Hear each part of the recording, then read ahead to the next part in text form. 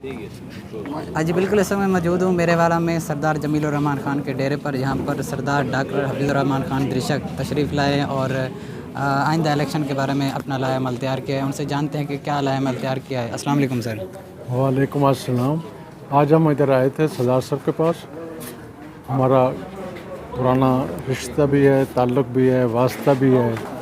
हमने तमाम इलेक्शन इकट्ठे कंटेस्ट किए हैं, इलेक्शन लड़े हैं और इस इलाके की तरक्की फलाह बहबूद हमारे मिशन है और इंशाअल्लाह इस इलाके की तरक्की पहले भी हमने की है, आइंदा भी इंशाअल्लाह।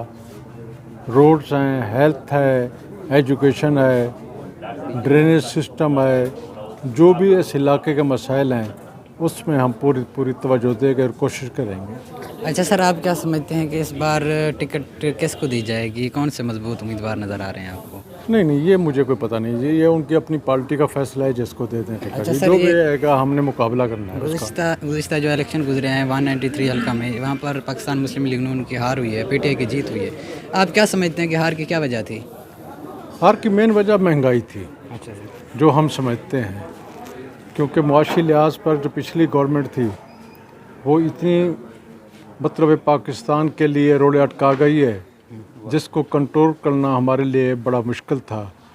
हम लोगों ने, हमारी गवर्नमेंट ने, ख़ास तौर पर पीडीएम ने और मियां साहब ने रियासत बचाने के लिए अपनी सियासत को इसके ऊपर लगाया है और मियां साहब ट्राई कर रहे हैं कि हम मुल्क की तरक्की के लिए और उसकी फलाह के लिए कोशिश करते रहें।